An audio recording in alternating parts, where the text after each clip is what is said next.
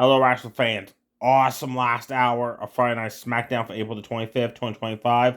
Miz came out saying Camille Hayes last week on SmackDown won the Andre the Giant Member Battle Royal Trophy. And where's his spotlight? Where's his celebration? Ain't happening, he said.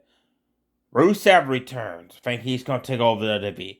Nate Fraser Xion's debut on SmackDown on the main roster. Think they're going to take over the tag team division. He said, I got news flash. He said, me and Camille Hayes are making a statement. Nobody's showing up from NXT or coming back to WWE because they left, because they were upset how they were being treated. He said, me and Camille Hayes going to run SmackDown, run Raw, where we end up on the draft coming up. And if you got a problem with it, deal with it. And Aleister Black's back, folks. He showed up. Awesome entrance. Black Mass, The Miz, knocked him out cold. Next week, they're going to have a match. Aleister Black's going to have his return match after so many years gone for WWE. And in AEW, you got a stable of Buddy Murphy, Brody King, and Julia Hart, but it never went nowhere, right? Yeah, they won like the trios tag team titles and the tag titles, but it never really went like a big stable run. Know what I mean? Like mid card. So I'm happy Aleister Black's back. And hey, his goal is Selena Vega as the new United States Women's Champion. Cannot wait to see Aleister Black versus The Miz next week on SmackDown. LA Knight took on Drew McIntyre over the winner, facing Jacob Fatu down the road. The United States Championship, great match. Both guys exchanging punches, chops.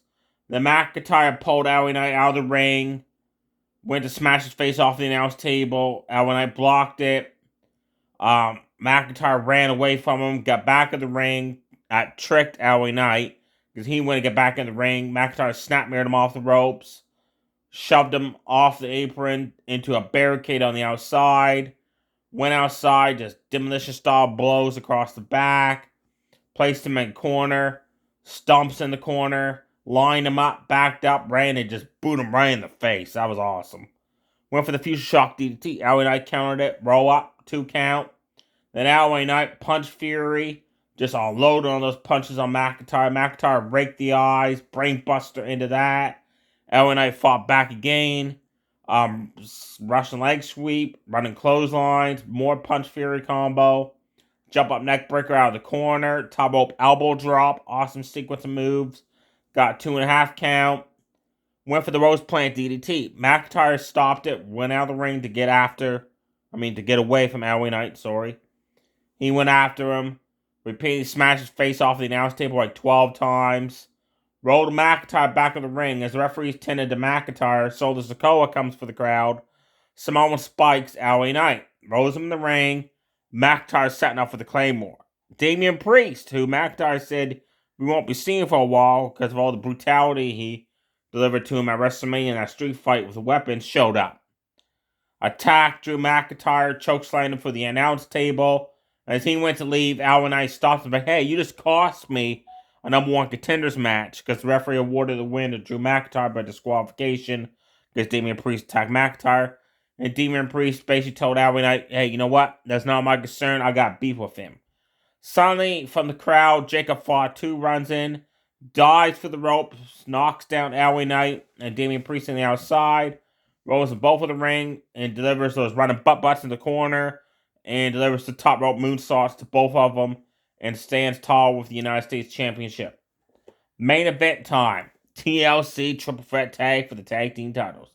The Motor City Machine Guns, DIY, and the Street Profits. Awesome match, folks. Wow, what a match. Tommaso Ciampa was weird looking though, because he shaved his big long beard off, and he doesn't even look like the same guy. Man, wow, what a match. DIY set up a chair, and double team Brainbuster, poor Chris Sabin on that chair. The Gargano set a chair up right in the face of Alex Shelley, hauled off and super kicked him right in the face with it. Motor City Machine Guns placed Dawkins in the corner. Alex Shelley had a running drop kick to the face with a steel chair, handed it to Chris Sabin. He's like, I want to drop kick somebody in the face with one. So he does it to Johnny Gargano. Machine Guns are climbing up a ladder to hook the belts. Gargano hits Saban in the back 5 times with a chair to the midsection, throws it and catches Alex Shire right in the face with it. And then Montez Ford's on a different ladder, climbing up trying to hook the belts. Tommaso Ciampa runs up, stops him. They're brawling on top of one ladder. John Gargano sets up another ladder, runs up, and jumps off that ladder onto the other ladder. Pay dirt's Montez Ford off the top of the ladder to the mat. That was awesome. And Tommaso Ciampa was struggling to hook the belts. Allowed the Machine Guns to grab hold of his legs and hold him there while he's swinging with the belts, right? Because they pulled the ladder away from him. Dawkins pushed an edge off top of the ladder, folks. Remember when he speared poor Jeff Hardy off the top of the ladder as Jeff Hardy was swinging, trying to hook the belts? Well, picture that, but this time it's Dawkins doing the same move to Tommaso Ciampa. But this time they both go through a table that was set up underneath of them. The Machine Gun set up. And the moment say Machine Guns, they would give like a brawl, like, like thumbs up, shook the hands of Dawkins, like, cool move, man. But we're still going after the belts. Montez Ford during the match dove over the top rope, knocked down all the other tag teams. And Shelley started yelling at him, hey, my arm's trapped underneath your back. And he's grabbing on his arm, favoring it. That's not a good sign. And then the poor DIY and Machine Guns are getting up. Ford runs back of the ring, runs and dives over the ropes again, knocking down both tag teams again. Then grabs this random guy that's in the audience, prosthetic leg, he hands it to him, and just smashes it repeatedly across the back of Chris Sabin, then tosses it back to the guy. It's like, thanks, appreciate that. Dawkins hit a spinning corkscrew forearm to Alex Shelley in one corner. Run and splash Chris Sabin in the other corner. Gargano went to slingshot spear through the ropes to the outside. Alex Shelley through a table. Shelley blocked it.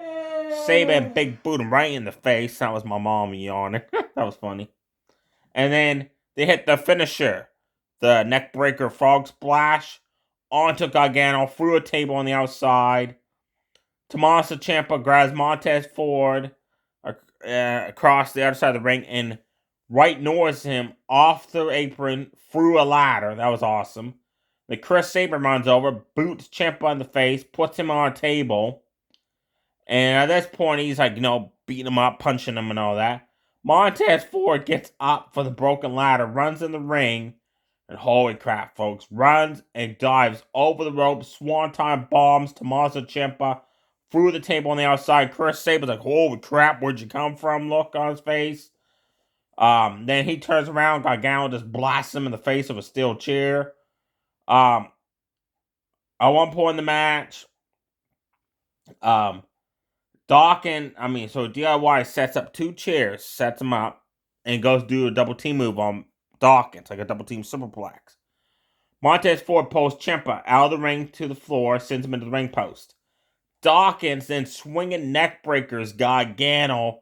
The back of his head hit the top of the chairs there. That was a brutal moment right there. Everybody's fighting everybody on top of ladders. The Machine Guns thought they were going to win the match, but nope. DIY stopped it. They thought they were going to win the match. Nope, the Street Profits stopped it. Montez Ford ended up winning the match. It was awesome how he did it. Chris Sabin and Tommaso Ciampa are exchanging punches on top of a ladder.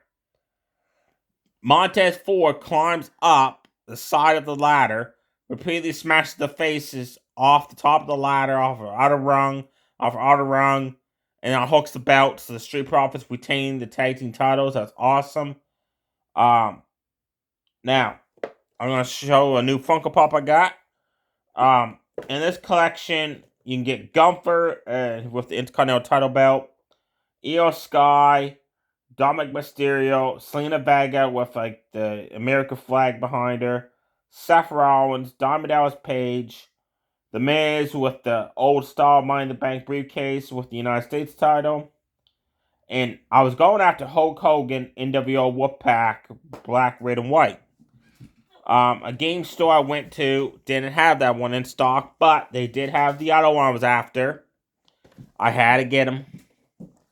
X-Pac. Funko Pop. That's awesome. Um, it's just so awesome looking. I love it.